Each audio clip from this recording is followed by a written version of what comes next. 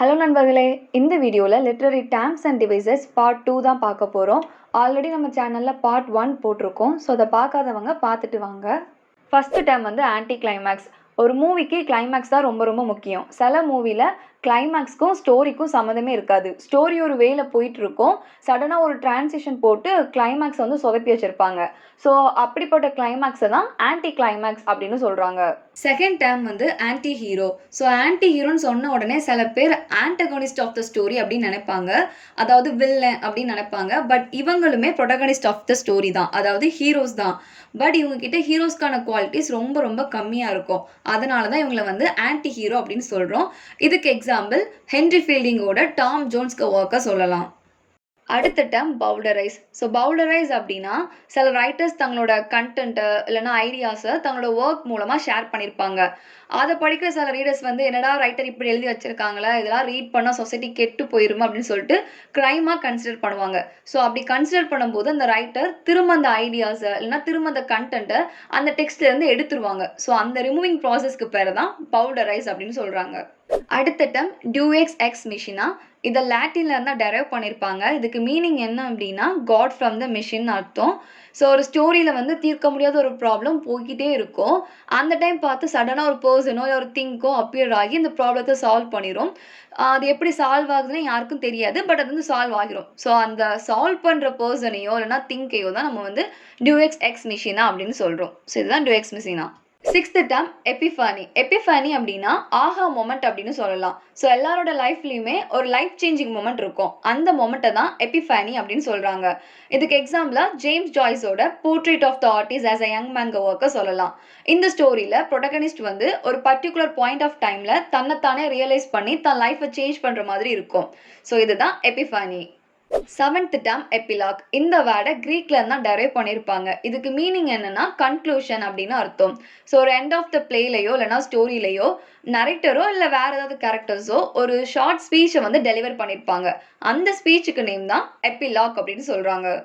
அடுத்த டேர்ம் யூஃபிமிசம். யூஃபிமிசம் அப்படின்னா ஒரு அன்கம்ஃபர்டபுளான டாக் போயிட்டு இருக்கும்போது அங்கே ஹார்ஷான வேர்ட்ஸ் யூஸ் பண்ணாமல் சாஃப்டான வேர்ட்ஸை யூஸ் பண்ணுறது தான் யூஃபிமிசம் அப்படின்னு சொல்கிறாங்க. ஃபார் எக்ஸாம்பிள், ஒருத்தங்க இறந்துட்டாங்க அப்படின்னா அவங்க இறந்துட்டாங்கன்னு சொல்கிறத விட மோஸ்ட் ஆஃப் த பீப்புள் அவங்க தவறிட்டாங்க அப்படின்னு தான் சொல்லுவாங்க. ஸோ இந்த மாதிரி வேர்ட்ஸை யூஸ் பண்ணுறது தான் நம்ம யூஃபிமிசம் அப்படின்னு சொல்கிறோம். Ninth term epigraph. எபிகிராஃப் அப்படின்னா ஒரு புக்கோட பிகினிங்லேயோ இல்லைனா ஒரு சாப்டரோட பிகினிங்லேயோ ஒரு ஷார்ட் கொட்டேஷன்ஸ் மாதிரி கொடுத்துருப்பாங்க. அதை தான் எபிகிராஃப் அப்படின்னு சொல்கிறோம். இதுக்கு எக்ஸாம்பிள் சார்ல்ஸ் டிக்கன்ஸோட a tale of two cities அப்படிங்கிற நாவலில் it was the best of times, it was the worst of times சொல்லிட்டு ஒரு கொட்டேஷனை பிகினிங்கில் கொடுத்துருப்பாங்க. ஸோ இதுதான் எபிகிராஃப். 10th term பாலினோட். பாலினோட்ங்கிற டேர்மை பாலின் ஓய்டி அப்படிங்கிற க்ரீக் வேர்ட்லேருந்து தான் டெரைவ் பண்ணி எடுத்திருப்பாங்க. ஸோ ஒரு ரைட்டர் தன்னோட ப்ரீவியஸ் ஒர்க்கில் ஏதாச்சும் ஒரு ஐடியாவை தப்பாக ப்ரொஜெக்ட் பண்ணியிருப்பாங்க. ஸோ அதுக்கு அப்பாலஜைஸ் பண்ணுற மாதிரி செகண்டாக ஒரு போமோ இல்லைனா ஒரு ஓடோ எழுதியிருப்பாங்க. ஸோ அப்படி எழுதுகிற ஒர்க்கை தான் நம்ம வந்து பாலினோட் அப்படின்னு சொல்கிறோம். அடுத்த டேர்ம் எபிடாஃப். எபிடாஃப் அப்படின்னா பெரிய பெரிய ரைட்டர்ஸோட கல்லறையிலையோ இல்லைனா பெரிய பெரிய ரீடர்ஸோட கல்லறையிலையோ கோட்ஸ் எழுதியிருப்பாங்க.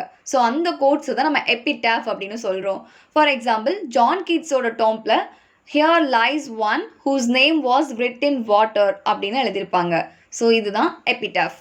12th term poetic justice. இந்த டேர்மை தாமஸ் ரைமருங்க ரைட்டர் தான் the tragedies of last age consider அப்படிங்கிற ஒர்க்கில் கொண்டு வந்திருப்பாங்க. ஸோ இந்த ஒர்க்கில் என்ன சொல்லியிருப்பாங்க அப்படின்னா virtue must be rewarded and vice must be punished அப்படின்னு சொல்லியிருப்பாங்க. அதாவது நல்லது எல்லாமே பாராட்டப்பட்டிருக்கணும், கெட்டது எல்லாமே தண்டிக்கப்பட்டிருக்கணும் அப்படின்னு சொல்லிட்டு தாமஸ் ரைமர் சொல்லியிருப்பாங்க. ஸோ இந்த கான்செப்டை தான் நம்ம பொய்டிக் ஜஸ்டிஸ் அப்படின்னு சொல்கிறோம். அடுத்த டேர்ம் எபித்தட். எபித்தட் அப்படின்னா ஒரு பர்சனோட கேரக்டரையோ இல்லைனா ஒரு திங்கோட கேரக்டரையோ எக்ஸ்பிரஸ் பண்ணுறதுக்காக ஒரு அட்ஜெக்டிவையோ இல்லைனா ஒரு ஃப்ரேஸையோ யூஸ் பண்ணுறது தான் எபித்தட். ஃபார் எக்ஸாம்பிள், இவன் த டெரிபிள். ஸோ இவன் வந்து ஒரு மோசமானவன் சொல்லிட்டு அவனுடைய கேரக்டரை எக்ஸ்பிரஸ் பண்ணுறதுக்காக டெரிபிள் அப்படிங்கிற அட்ஜெக்டிவை இங்கே யூஸ் பண்ணியிருக்காங்க. ஸோ இதுதான் எபித்தட். அடுத்த டேர்ம் பேரடி. பேரடி அப்படின்னா வேற ஒன்றுமே இல்லை, ஈயடிச்சாங் காப்பி அப்படின்னு சொல்லலாம். ஸோ ஒரு ரைட்டரோட கான்செப்டையோ இல்லைனா அவங்களுடைய ரைட்டிங் ஸ்டைலையோ அப்படி காப்பி பண்ணி இன்னொரு ரைட்டர் தன்னோட ஒர்க்கில் எக்ஸ்பிரஸ் பண்ணுறது தான் நம்ம பேரடி அப்படின்னு சொல்கிறோம். இதுக்கு எக்ஸாம்பிள், டான்டேயோட டிவைன் காமெடியை பேரடி பண்ணி தான் Chaucer the house of fame அப்படிங்கிற ஒர்க்கை எழுதியிருப்பாங்க. ஸோ இதுதான் பேரடி.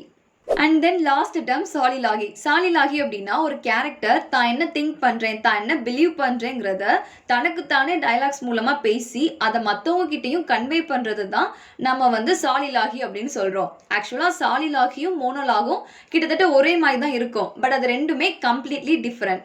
மோனோலாக்லேயும் ஒரு பர்சன் தான் இருப்பாங்க, சாலிலாக்லேயும் ஒரு பர்சன் தான் இருப்பாங்க. ஆனால் மோனோலாகில் இருக்கிற ஒரு பர்சன் லாங் ஸ்பீச்சாக ஆடியன்ஸ் கிட்ட பேசுவாங்க. சாலிலாகில் இருக்க பர்சன் தனக்குத்தானே டயலாக்ஸ் பேசுவாங்க. ஸோ இதுதான் மோனோலாக் அண்ட் சாலிலாகிக்குள்ள டிஃப்ரென்ஸ்.